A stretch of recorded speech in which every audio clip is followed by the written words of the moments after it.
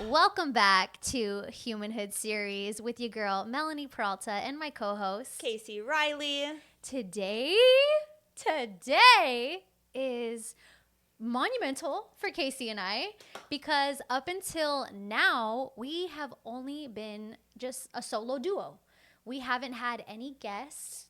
But we decided as we continue with the Humanhood series journey, of course, we have to bring you guys some of the most amazing people that we know and are heavily influenced by.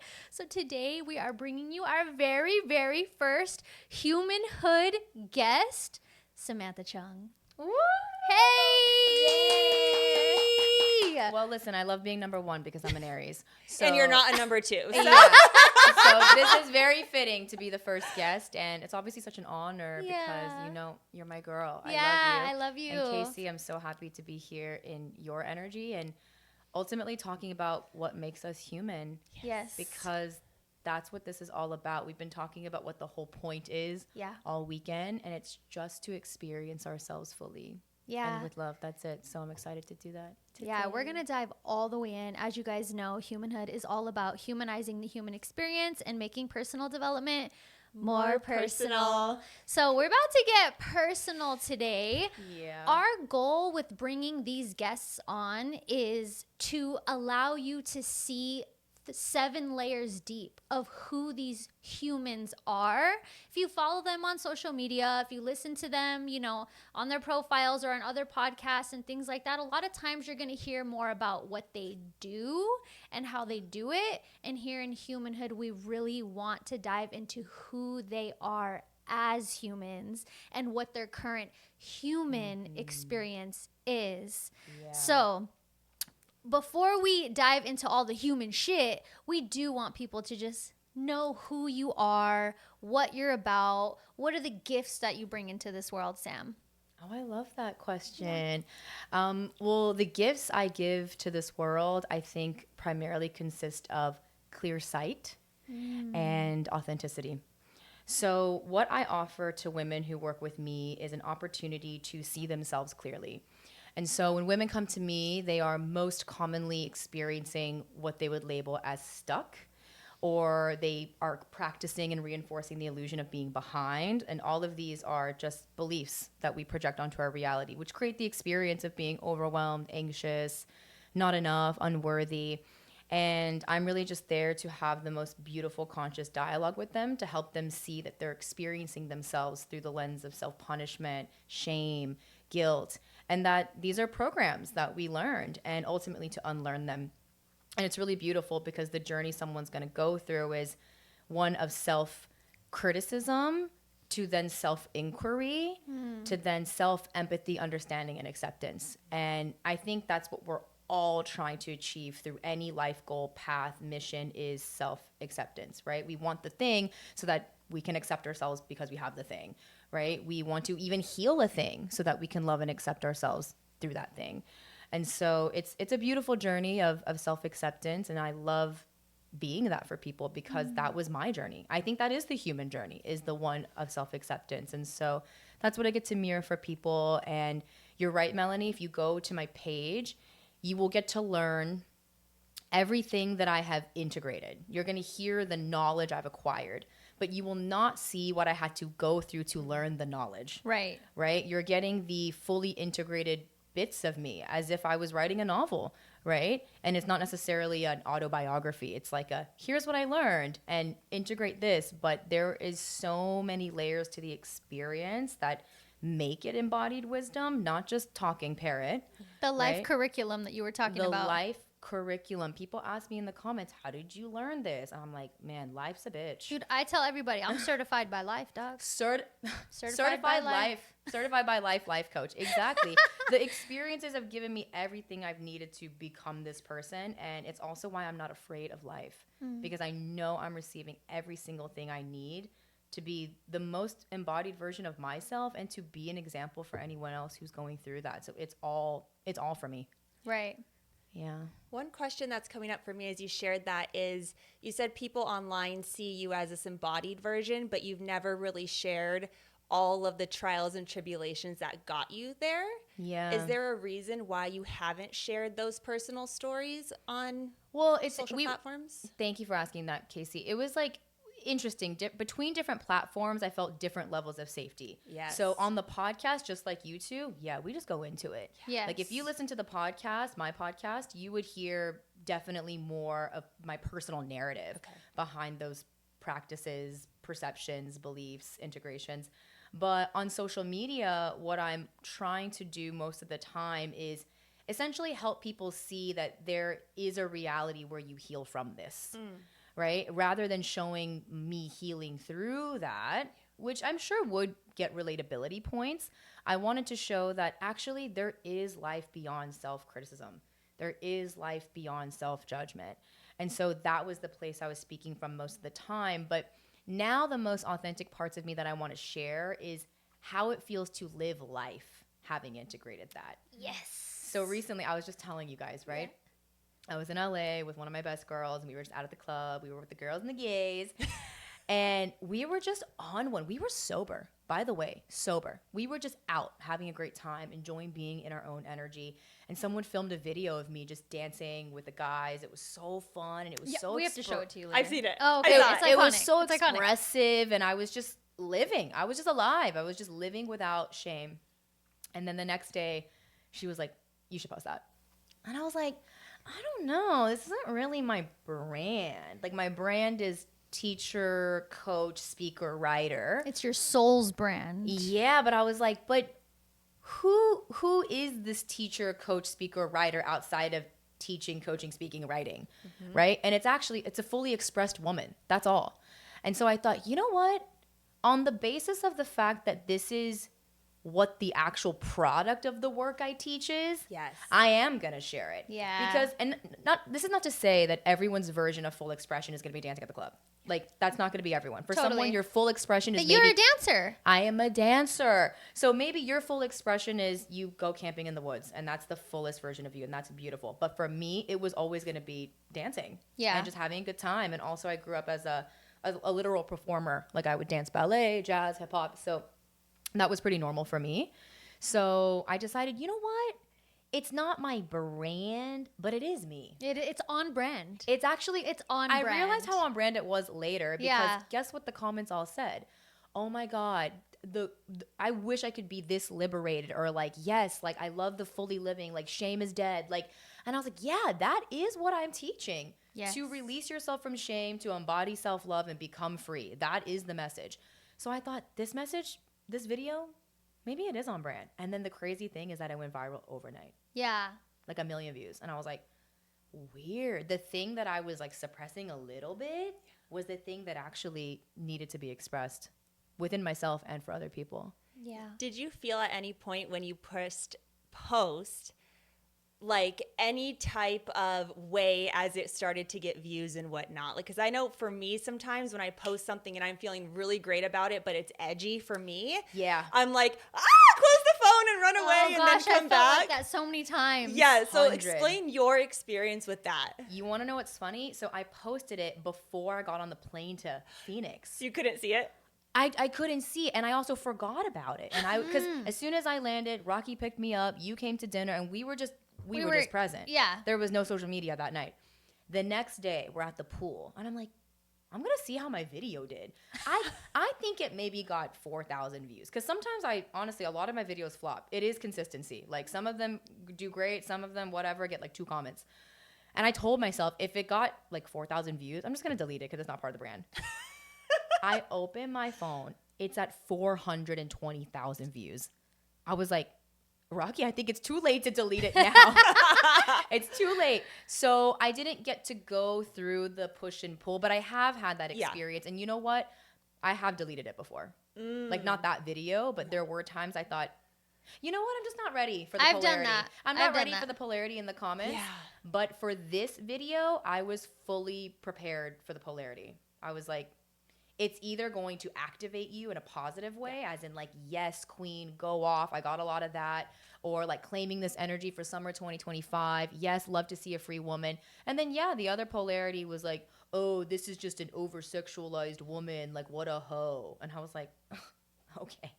But I know myself well enough to know that that's not true. So it's not a Yeah. reflection of me anyways. Right. So it just depends on your level of conviction at the time of posting. But Yes. I don't judge myself for not having that conviction yet sometimes. Yeah. Yeah. I did that recently. Yeah. What was video? it? Tell I us. posted a video. This is funny. I posted this video to my close friends, and then I deleted it off of close Oh friends. no, I'm shameless on the close friends. No, Wait, what'd you send? it was a video of me at home dancing in With my the red red light. light. Okay. Yeah, Girl. but then there was like layers to why I deleted it. First of all, I was like me and my sister had a virtual wine night. So I was like, I posted this when I was drinking, you know, on top of that, I have like a handful of men on my close friends where I was like, oh, I don't want them to see me like that. Yes. And so it was a fucking vulnerability hangover. Wait, Yep. that's what we talked about. That's the real. shame and anxiety linger after Yes. posting something. Yeah, I had that. The next day when I posted it, I was like, I saw it and I was like, no, I'm deleting this. And then this was beautiful though. Shout out to my soul brother, Nate Yeski, who is on there. And he's like, yo, I was like, oh, I deleted that video. And he was like, why? And I told him why. And he was like, what the fuck, dude? He's all, listen. He's like, I'm going to tell you what I saw. Oh, shout out to the soul brothers, Spill man. tea. Everybody needs a motherfucking soul brother for real. I don't care what anybody says about men and women not being able to be in platonic relationships. That's a bunch of bullshit. I have the most amazing brothers in my life, straight up. And Nate Yeski is one of them. Shout out to you, bro. So he was like, this, for real. He goes, this is what I see. And he gave me like a list. He was like, I saw a badass embodied, like sexy woman, just like on her grown woman shit, enjoying her own self. Yes. To like just showing women how liberated you could be with your own body. And he just sent me like this list of what he saw. He's like, I thought that shit was dope. And I was like, yeah. thank you so much for saying that. Isn't it funny how, oh God, I was in a story in my mind. Oh, gosh. I'm not ready to share it on the series yet. I don't know. Maybe we'll get into it. It's I a don't know. next week thing. Maybe. But like, it's so funny the stories that we make Yes. in our mind about certain things. But you know what? Sometimes removing it can be the self-loving thing you do to take yourself out of that story. Out of that Yes, space. sometimes it is, Because because- after I deleted it, I felt good about it. Right, the I was story like, ended. Yes. that's Yeah. fine. Now, like it never happened. That's such a good point because we were Yeah. just talking about that, the shame and anxiety linger that happens after we do stuff. And we were specifically talking about social media posts, like posting. Yes. Yes. Yeah. And I Yes. love that you said that, like permission to delete it and move on. Yes. It can end that quickly. And that's the thing you don't need to self-judge and overanalyze because it's like, oh, like should I keep? It's just like whatever stops the story, do that. Yeah. And sometimes what stops the story is being like, you know what, that is me. I'm keeping it. Fuck it. Let's Move run on. it. Yeah. Sometimes it doesn't feel like me right now, so I'm gonna delete it and I'm gonna move on. Whatever you need to do the move on, that's what you do. Yeah. Golden. That's Yeah. what you do. Okay, so speaking of moving on, you're me tell you about it. evolving, Let me tell you. sister. You've got big shifts and transitions in your life right now. So just to pivot more to the human aspect, what is happening in your human experience right now? What is Sam's human experiencing? Have you seen that meme where it's a caterpillar talking to a butterfly? And the caterpillar's like, does it get better? Yeah. And the butterfly's like, you have no fucking idea. That's my life right now. So one of the things that Casey mentioned that we were talking about before hitting record was how in certain dynamics within your life, whether it's a dynamic you have within your business, a relationship with yourself, with your parents, you will essentially block yourself from knowing truths about that situation to protect confronting parts of yourself, Right. to protect the risk that comes with claiming the truth of a situation and having to make a change to that. And so one of the biggest changes I'm going through is ultimately just seeing past situations more clearly, which is naturally catalyzing a lot of change. Because when I didn't fully allow myself to know what was going on or protected myself from knowing the truth, I was able to maintain certain situations and dynamics relatively peacefully. It's a survival attempt to maintain stability, Yeah. right? And even just like internal peace. It's Yeah. like you don't have to address the chaos. You're just literally trying to mitigate cognitive dissonance. Yeah. Like that's a human trait, and it's actually a good thing. To experience cognitive dissonance all the time would be so destabilizing for a human being. I mean, this is what happens when people have like really gnarly psychedelic experiences. Like it's just the space between what they knew and what they now know is so big that they can't navigate it. Right. So, and I know that to be true. So I was trying to unconsciously keep the space between what I knew and what I like wasn't willing to know a little smaller, but it was causing me to be an underexpressed version of myself. Now, a lot of people create a life in the identity of that underexpressed version, and they never know. They actually never know that there is more to life, more to them, which is the same thing. More to you is more to life. So only when my career really started taking off and I started taking a lot of risks on, like a lot of risks, creative risks. Like, no, like I think people want to hear what I have to say. I'm going to start a podcast. Actually, I think I'm going to write a book. Wow, I have an agent. I think I'm going to start hosting live in-person retreats. Are people going to come? Wow, people are coming. I started to see myself and experience myself differently than the underexpressed version in my other parts of my life. And then that gap started to get a little bit bigger. And so the dissonance started to increase. And I was like, Kate, who am I? Am I this version that's, writing the book and like doing the speaking gigs and hosting? Or like, am I this more like kind of contained version? And I think for me and probably for a lot of people, you need to have enough experiences of yourself expressed to know that it's truth. Yes. Like you doubt it. Yeah. You're like, is this who I really am? Yeah, like was I just having fun? Like, was that a vacation? Or like, you know what? Maybe it's because like even the conference for us, we're like, you know what? That was a really high frequency event. So maybe it was just that. But the more you experience it, it becomes clear. Yeah. Like, no, this is who I am. This is who I'm like, not necessarily not because it is a version of you, but this is me contained. This is what I became in the situation and the circumstances that I was in. This is who I needed to be to survive and maintain peace and stability here. Right. But in other places, you don't have to do those like defense things and you experience the freedom from that.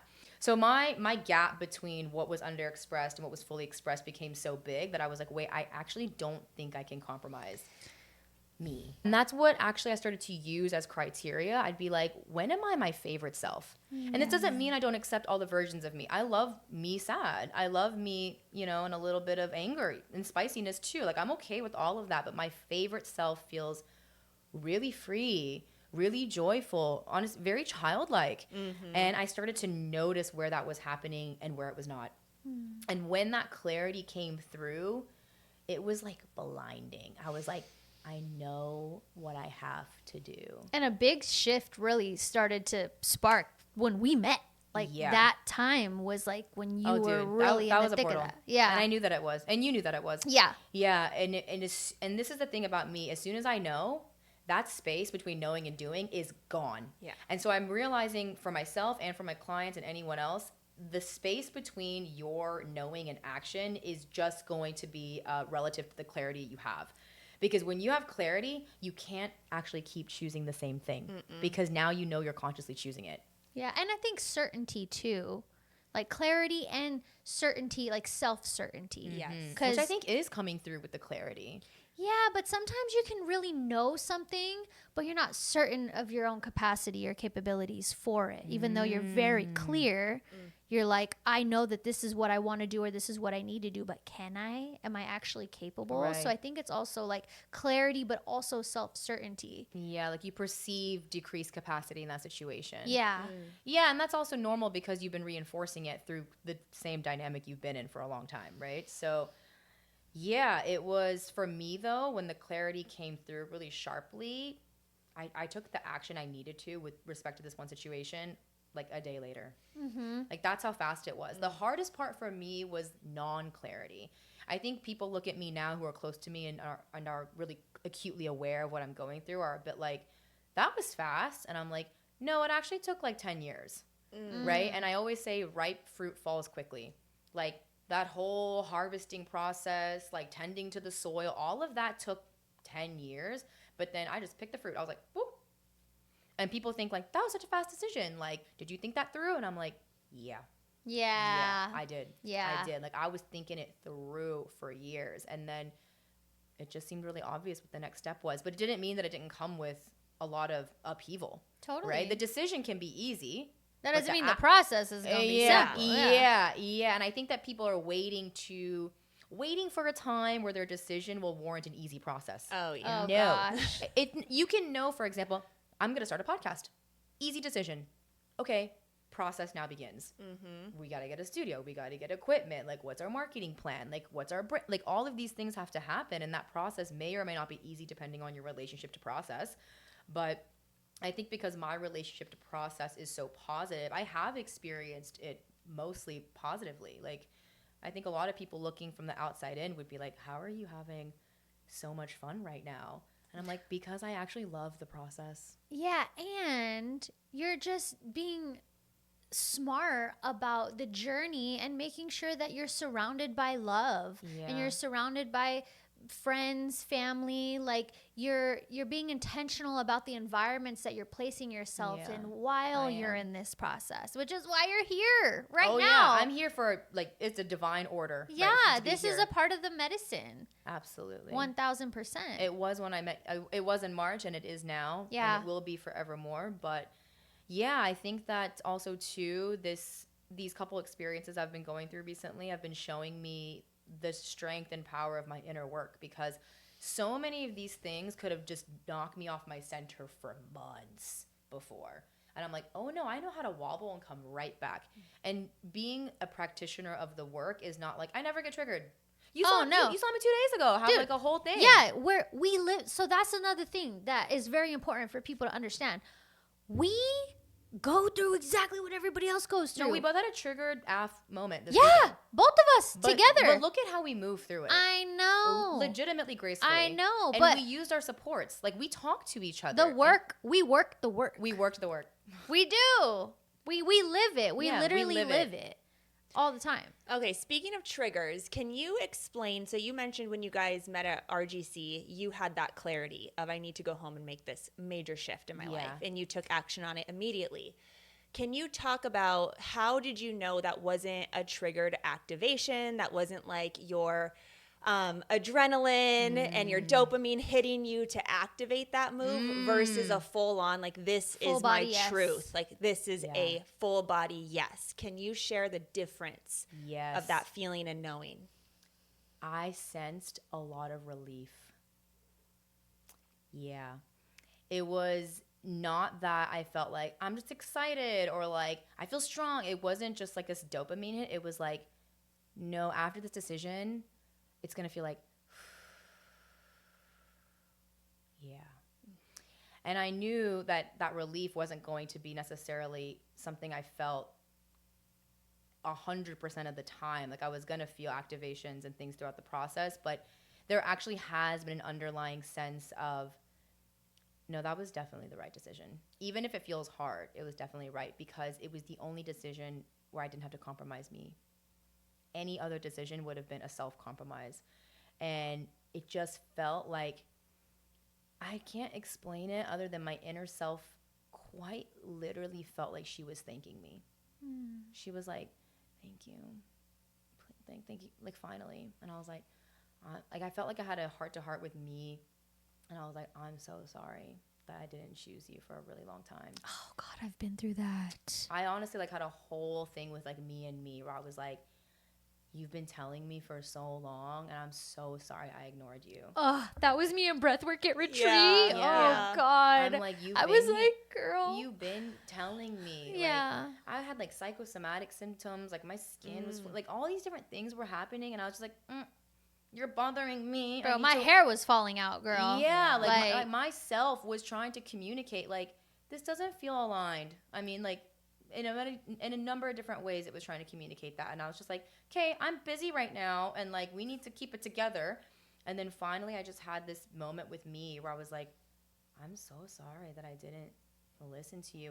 And now the integration I have is like, it feels like me and a kid. It's like, no one's gonna mess with my kid. And, like, the bond I have between me and my soul feels so strong. And again, the overwhelming sense has been relief, because I don't have to harm myself anymore in a suppressed dynamic. And so, yeah, and that's the freedom and liberation too that people are feeling. It's not necessarily that I'm free from the situation. It's that I'm freeing the parts of me that couldn't be alive in that situation. Yeah. So it felt like relief. Suppression is, we talk about this all the time, like suppression will literally force you into a depression. Yeah. And I should mention that because we're humaning here. In 2023 was seeking a mental health diagnosis. Wow. Fully. I was like, I don't know what's going on with me. This is not who I really am. I can't get out of bed. There was days I could not take a shower. I still put my hair up in a bun and showed up for a coaching call. I don't know how I did that, and that goes to show how committed I am to the work that I do. Yeah. But there was a period of time where I had to just like stop everything. It was for like 2 months and just like deal with my depression. And I thought, the sad thing is that I thought like, yeah, like something is imbalanced. And that's true. Something was imbalanced. I was quite literally suppressed.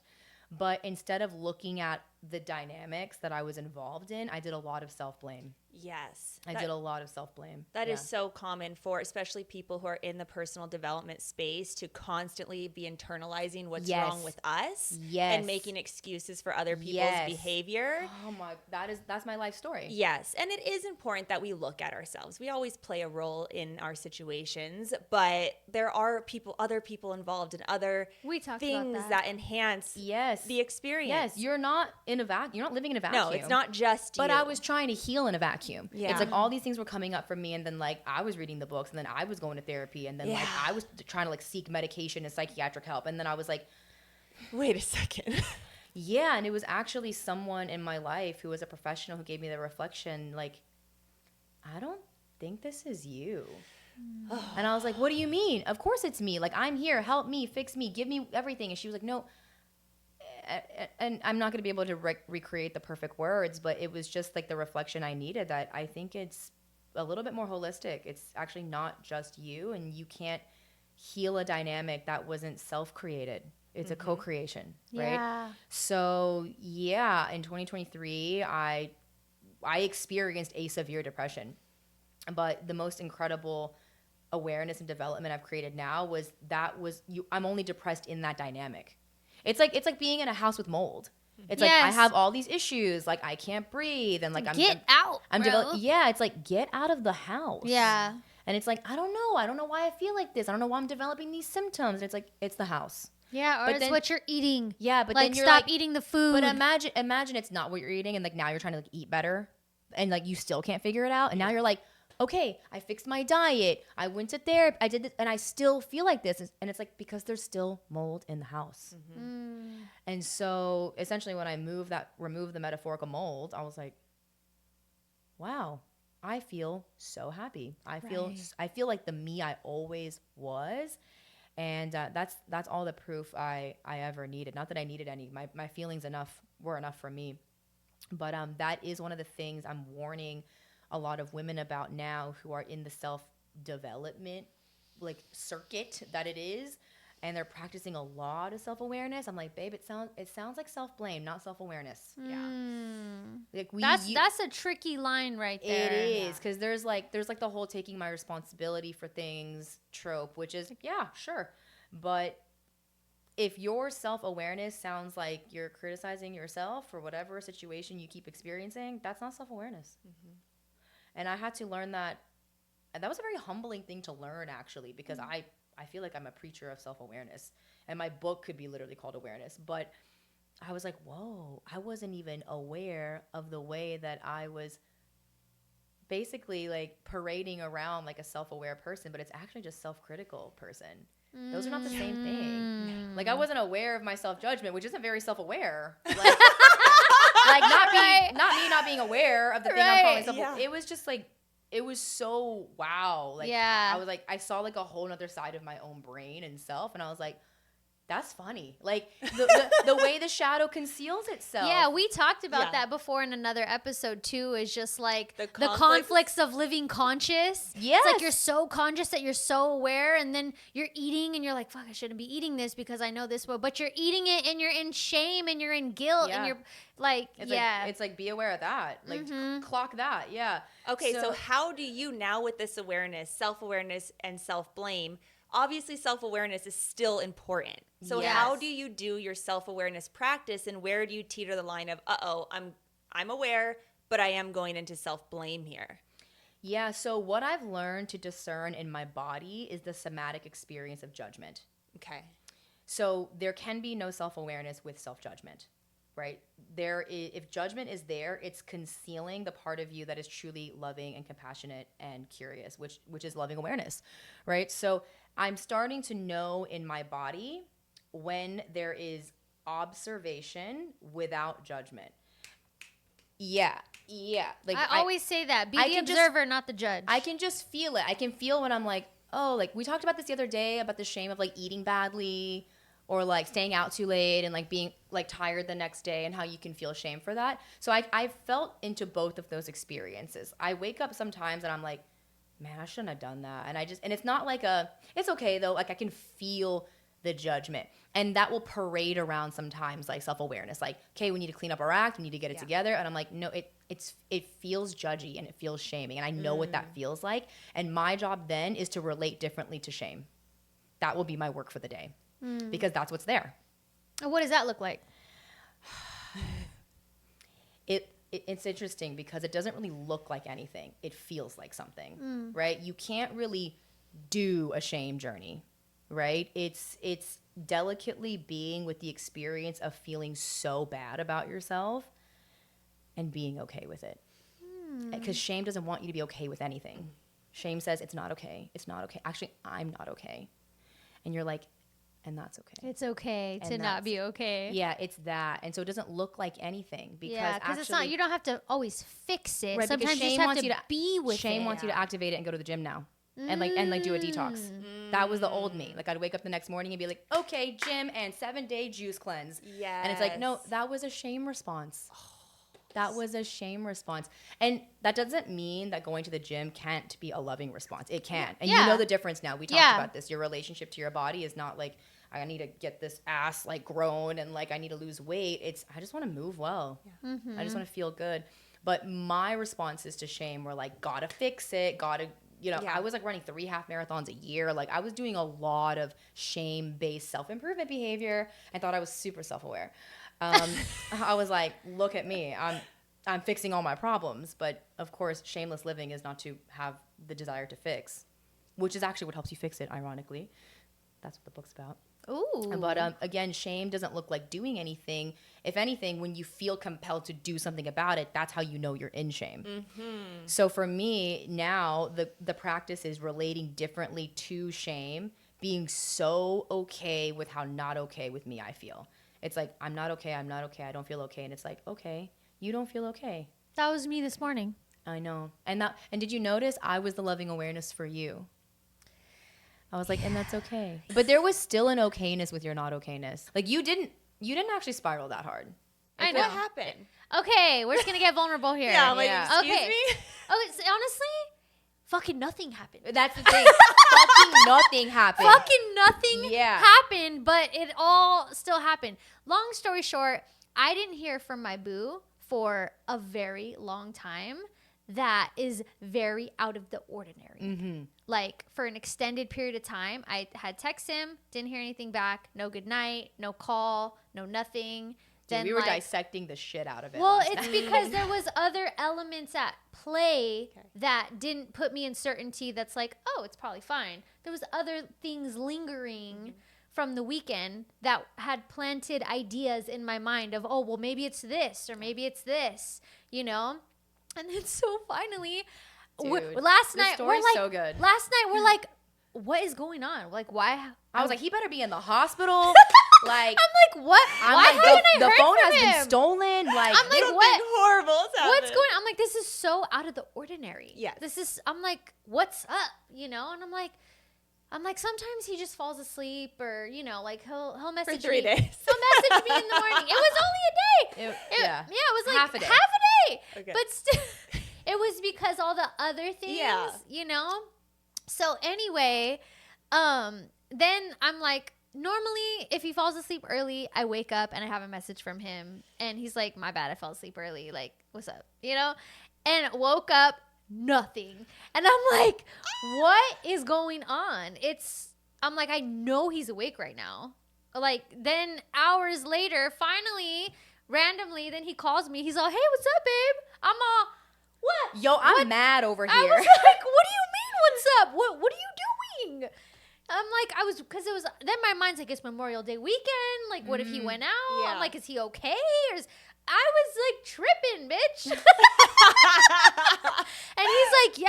He's like, this, my screen got messed up on my phone. I saw you calling, but I couldn't answer it because my touch thing wasn't working. And then I took it to the store, and I was like, something so innocent. So innocent and so pure. It was so pure and so real. But just because I got the information of what the reality was, it didn't soothe the fact that I was upset for 12 hours. Yeah. It didn't just erase it, because he was like, babe, it's all good. Everything's fine. Yeah. I'm like, yeah, I know it's fine, but I've been in this feeling all night long. Yeah. And so it's like, I'm disturbed right now. But the most incredible Activated. the most incredible reflection we got, though, was like, okay, because that was the truth of the experience, what we now know is what that triggered in you. And now we get to figure out, okay, why did I react like that? I know why I did. No, 100%. Yeah, I'm like, okay, conversation. like I said, if things were completely smooth and optimal right now, I wouldn't have felt that way. Yeah. But because there's a lingering conversation that we've been needing to have, I'm like, there's unfinished business over here. Now I'm not hearing from him. Like, what the fuck? Yeah. Mm-hmm. And that's called being a human. That's called being a human. Yeah, and we were just girls through it and like talking about it and like. But then, driving to every hospital. Do you have a patient by the name of? You know what though?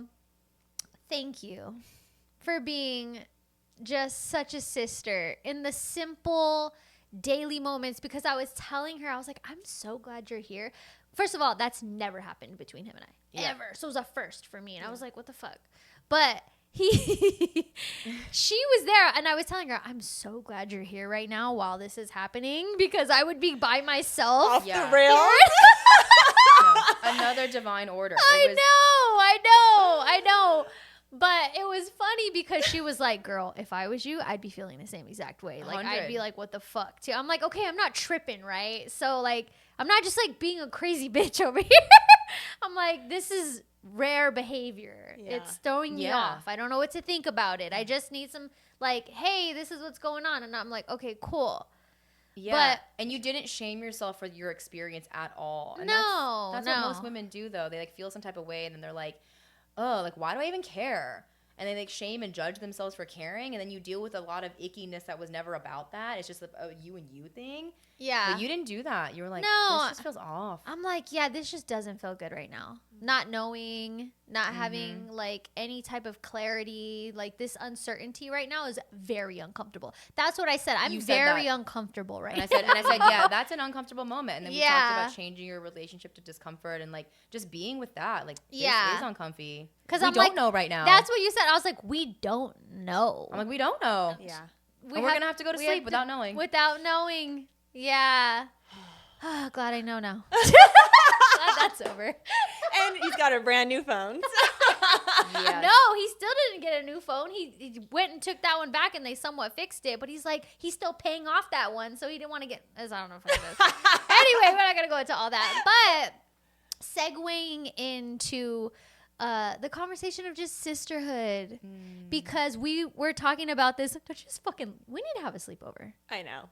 You can sleep over anytime. I'm like, technically, we have sleepover at retreat sometimes, but you didn't stay last year. I didn't. Yeah. But anyways. I like space. In retreat spaces, do you like your own space, or do you 100%. Yeah. If you have to be the space holder and the facilitator, you need to be able to. Yeah. True. But just the power of a solid sisterhood sleepover. Me and her laying in bed last night, like just face to face, just like, yeah, just talking. And well, the thing we were really having the conversation about, one of the things we stayed up till 1 o'clock talking all night, was the friendships that you establish along the way when you're in the season of life where you really know who the fuck you are. Because her and I, we just met.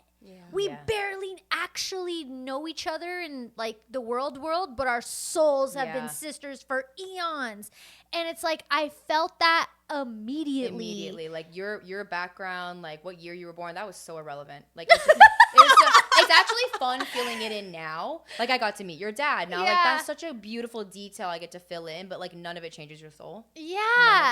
And I feel like right now, so many of the friendships that I have, they're friendships that I'm like, we really haven't known each other for that long. Like even Patricia. Me and Patricia are still somewhat new friends compared to the grand scheme of things.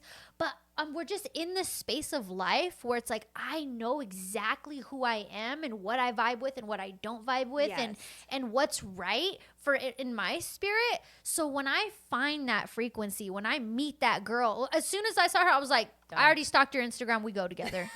No, you came up to me and I was like, Melanie Peralta. You were like, yes. And I was like, exactly.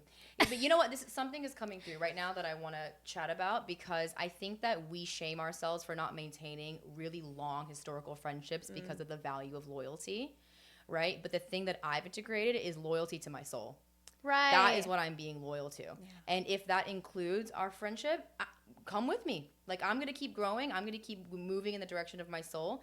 But if it requires me to sacrifice bits of that for our 10-year, 5-year, 15-year thing, no. Because actually, the timing is irrelevant. It's all about the timing's all irrelevant. It's all about resonance for me. Yeah, well, you know, the term best friend was always... Like in the past, it was always used, oh, that's my best friend because I've known her. We've been friends since we were 2. Right. But then in the grand scheme, but she's not actually my best one. Like I have. Well, how are we defining best? How do we define best? Is it, I was like, best is it like quality? Right. Yeah, what makes that history, person the best? Vibration? Yeah. Yeah. And then you and I were talking, we have this in common, we're best friends. But also when we connect with people, we connect with our people deep. Like I have such deep, strong bonds with so many people.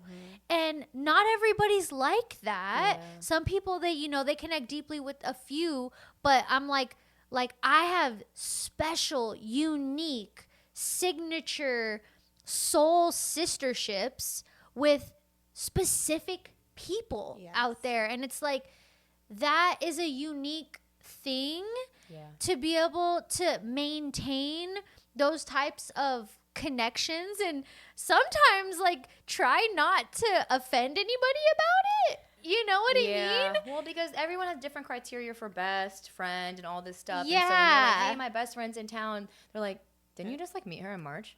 You're like, yes. Yeah, but like, bitch, I'm your best friend. Or, you know what I mean? Yeah. So anyways, we explained it. Yeah. We're on that frequency. And that whole loyalty piece.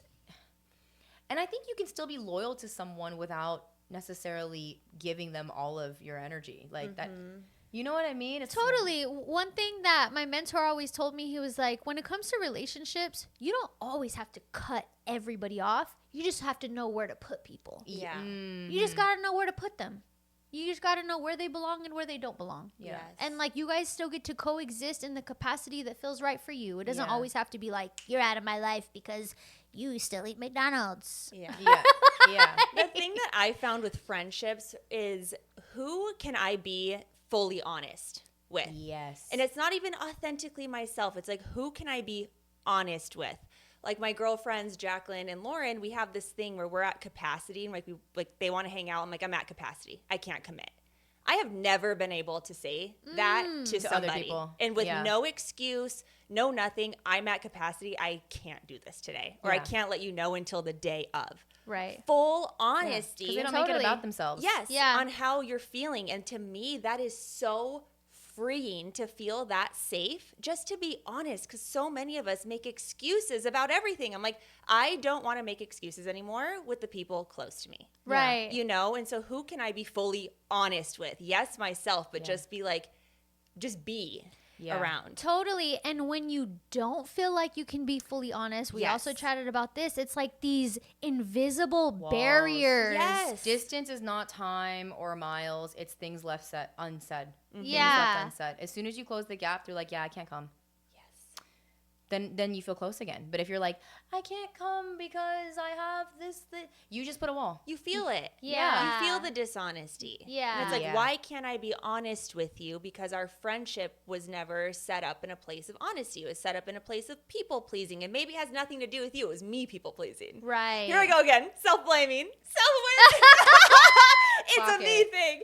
But yeah, that's what I love about these new friendships is, yes, we're meeting people who are on our frequency and where we're at, but we're cultivating the relationship that we want to have so it can be successful. Right. Yeah. I actually met a really cool girl in LA and she hosts a podcast there too. And we made this joke like all new friends because we are all these people who are really living service-led lives. Mm-hmm. And that's not a judgment or a comparison to anyone else. It's just different than when I was growing up and I was like, how do I make sure I make enough money? Like every question was about how do I secure me and like my safety and my security. And I'm so grateful that I've been able to secure that within myself, doing my own inner work. So now my questions are not about me. It's like, that doesn't mean I don't serve myself and make sure I'm okay and take care of me. But my questions and my life is really about how do I like help other people and like lift other women up. And that's a different embodiment. Yeah. And I can't really level with someone who's just like trying to like make it paycheck to paycheck. Like they cannot think about another person because they're not okay yet. Yeah. Yeah. And like, so those friendships, they've just been put in different places because I'm not there and I'm not going to go there. Yeah. But I'm more than willing to be patient and loving like around their process and whether they ever come here or not. It's not a judgment. It's just like, like I need you to be kind of in your purpose if we're going to vibe. Yeah. Have you ever had a friendship, and this is open to both you guys, who you can innately feel, like maybe it's a long-term friend, and so the loyalty is there, but you can just innately feel they are not happy for you or they don't support you? Yeah. And how have you moved through that when you know that it's there? Yeah, and you know that it's theirs. Ooh. You know that it's there and you know that it's theirs. I think that's the kicker because of all the self-blaming, self-improvement rhetoric, it's so easy to be like, okay, well, like I'm going to take responsibility for my side of the street. Yeah. But it's like, taking responsibility from my side of the street is acknowledging that this actually never had anything to do with you or like us. And okay, I'm seeing the distortion and I'm going to leave that with you. Mm-hmm. And like, I'm not even going to bring it into my space in my life because there's nothing for me to do with it other than blame myself and contort myself to be more, like satisfactory for you, which I can't do. I have to be loyal to my soul. Yeah. So, I think with those relationships, it's like what Melanie said. You don't have to be like, okay, no more. It's just, oh, not right now. Not right now. And I think that when you truly feel comfortable with yourself, like you get better at letting that roll off a bit. It's not that it doesn't affect you. It does. It impacts you because connection is the highest physiological need besides like eating and drinking for a human. It's so important. So it does activate you. But I think when you just remember that connection to self is still available, there's usually other people in your life you can continue to connect authentically with, and you just focus there, then that relationship just takes a pause. Mm-hmm. Yeah, because for it to continue, you'd have to be disloyal to a part of yourself or play into a dynamic that affirms their own limiting beliefs. Yeah. And I can't do that either. Yeah. Another thing too is asking yourself, like, what am I attached to in this situation? Mm-hmm. For example, I had a long friendship that fizzled out like a year ago or so. And when I kept asking myself, I know that this isn't aligned. I know that there's this underlying energy that like, you're my friend, but you're not really my friend. Like, I feel like you don't actually fuck with me is what it felt like. Mm-hmm. I'm like, what the hell? I sense this. Yeah. But then my mind's like, so then why are you still here? Why do you keep calling them? Why are you still? Yeah. and I was attached to who I've always been for them in their life. That a story of like, well, I know that they don't have a lot of people like me in their world. Yeah. So I don't want to leave them. Yeah, your self-importance archetype. Yeah. And I'm like, I know what I bring into your world, and you spend certain, time with my family and these special occasions. And if you're not in my life anymore, then you don't get that anymore. And I don't want to take those things away from you. And it was, you know what I mean? Yeah. So it was like, the attachment was who I am for you. I would feel bad for leaving you because that was a thing. Yeah. And I had to release that too, because I'm like, guilt based though. Yeah, I would feel bad. Okay, so then I'm guilty. I'm wrong. I'm shameful for right. So then but then I'm like, but girl, only be where you are loved, like fully. Only be where you are fully loved and appreciated and seen and like excited. People's excited for. People are excited for you. Yeah, I don't know why we act like that shouldn't be normal. Like it should be normal. It should totally be like every room you walk into should be like people like that fucking love you. Yeah. Why are we entertaining anything else? It's just always the reflection though, because I'm like, I know that if you were genuinely happy in your own life, you would have more capacity to be happier for me. Of course. Totally. And, there's a lot of narratives that we attach ourselves to, and one of them for me personally has always been the narrative of being like a ride or die. Yeah, but now me and Sam Bruno, now we call it ride or fly. Oh, because it's like we ain't riding and dying nowhere, we riding and flying somewhere. Yeah. Like, but wait, I love that. But the concept, the identity of attachment to ride the identity. When you think about it, ride or die. Girl, I took the D word out of my vocabulary. Yeah. When people go, oh my gosh, when they're laughing really hard, I'm like, No, you're living. Wait, you are living. Wait, I did that the other day. I literally replaced it immediately. Yes. I was like, yo, I'm dying laughing. Then I said, actually, no, yo, I'm living. I'm living. Yeah. So it's like those things too. They could be such. That is so funny. Okay.